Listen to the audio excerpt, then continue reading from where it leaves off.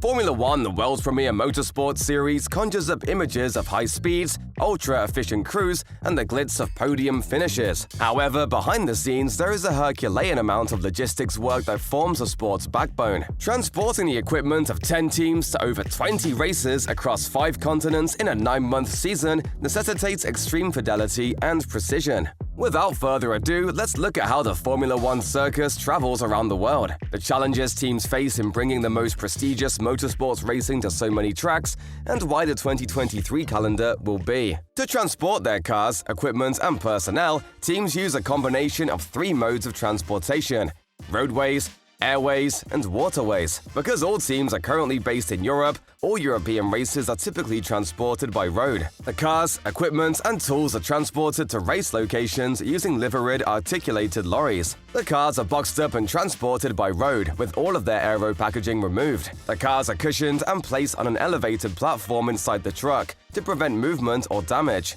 Trucks carry all of the equipment needed for the race weekend, including cars, spare parts, and tools. Meanwhile, tires, fuel, and other equipment is transported separately by local partners and technical contractors. The logistics challenge becomes more difficult for international or flyaway races. For these races, the parts to be transported are grouped into 2 types: critical and non-critical. Chassis, tires, engines, wings, computers, and IT racks are all critical components, while non-critical parts include items in the garage such as jacks and tools. Non-critical parts are kept in sets and shipped to multiple locations well in advance of a race because they do not change throughout the season. These sets are typically shipped by sea. Despite the slower mode of transport, having multiple sets ensures that the teams can ship them well in advance so that they arrive on time. Because they can be transported, the cars are stripped down to their bare essentials: the engine and transmission, as well as the front and rear wings and any other aerodynamic components, mirrors, and suspension components are removed.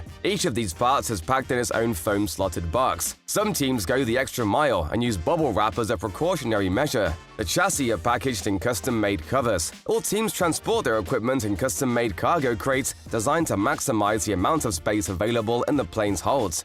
Currently, the majority of teams use cargo planes chartered by Formula One management in collaboration with DHL, F1's official logistics partner. Given that all of the teams are based in Europe, these planes fly from Munich and London to wherever the race is taking place. Direct transit between 2 races is involved in back-to-back flyaway races. This means that additional equipment must be packed to ensure that operations run smoothly. According to an article in Wired, each team carries enough spare parts to rebuild their cars, 40 sets of tires, 2,500 liters of fuel, 200 liters of motor oil, and 90 liters of coolant. And then there are the tools and the computers, and enough food to make as many as 200 meals, plus all the stuff needed to prepare those meals. All told, the biggest teams may be hauling as much as 50 tons of gear, and even the smallest outfits are schlepping 30 tons of stuff. As the sport's global popularity grows and F1 visits more and more venues around the world, the logistical efforts required to transport the teams and their equipment grow as well, which brings us to the 2023 calendar. Formula One has announced a 24-race schedule for 2023, beginning in March in Bahrain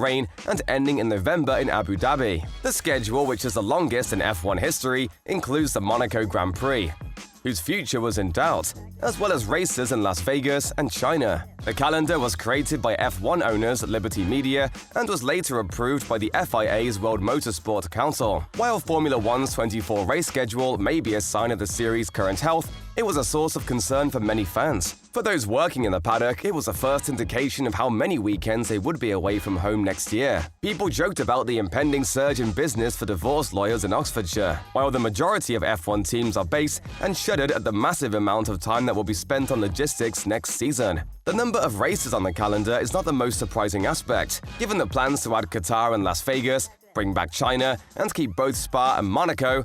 We expected this. The Concord Agreement's 24-race limit was bound to be reached. Instead, it is a grouping of races that has been a source of annoyance for those involved in F1. Baku is paired with Miami and Montreal a month later. Qatar is nowhere near the other Middle Eastern races on the calendar.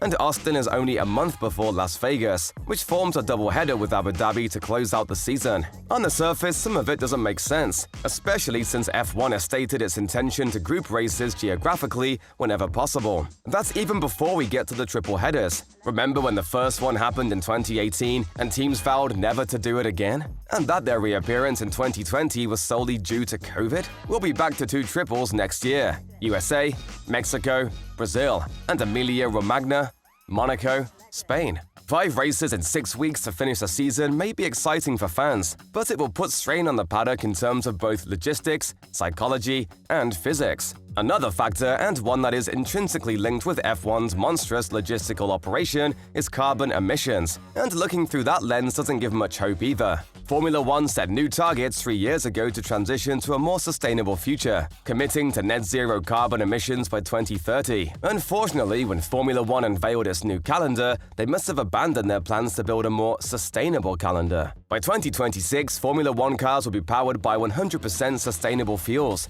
yet they account for only 0.7% of the sport's total annual carbon footprint. The real tracks are left by the sport's logistics, which account for nearly half of its total carbon emissions. In June of this year, Formula One issued a statement acknowledging the impact of its logistics, and that it plans to build future F1 calendars to improve freight and travel logistics, allowing the sport to move more efficiently around the world.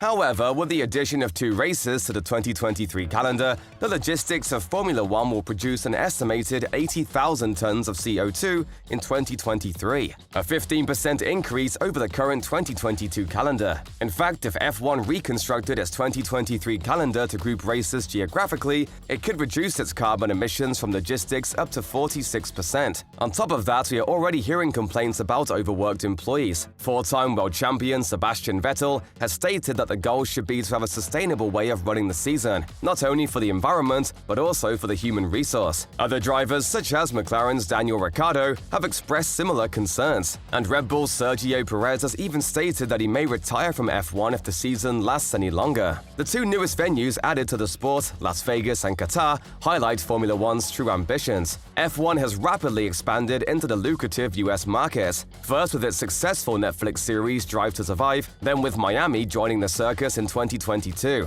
and now with Las Vegas joining the circus in 2023 after a $240 million investment by F1 and its owner, Liberty Media. Qatar, meanwhile, paid $55 million to be featured on the calendar this year, signing onto the list of the most expensive contracts on the calendar, alongside Azerbaijan and Abu Dhabi, whose financial resources are primarily derived from fossil fuels. So what do the team bosses think? With the 2023 calendar featuring 20% more Grand Prix than the calendar from just 10 years ago, Red Bull boss Christian Horner was asked if such a demanding schedule is the right direction for the sport to take. When you talk about 24 weekends out of 52 in a year, it does feel too much. But then when you look at the venues that are coming in, you think, okay, I'll definitely go an extra weekend for Vegas. If South Africa was on the calendar, I'll definitely do an extra weekend for that as well. China might be coming back. It's such an important market, and I think they are working hard to make the weekend shorter and operationally more bearable for the teams and the traveling staff. It will need that combination, but it's right on the limit. Meanwhile, Haas team boss Gunther Steiner sees few issues with next year's crowded calendar. According to him, it simply demonstrates F1's newfound confidence, and it is the sport's responsibility to live up to that. As a result, he is one of the few people who have expressed support for the 2023 schedule. Apparently, the demand is there. The fact that fans like to watch what we do is of course the biggest compliment they can give. We have to work hard to make them happy. I think the 3 American Grand Prix will come at the right time.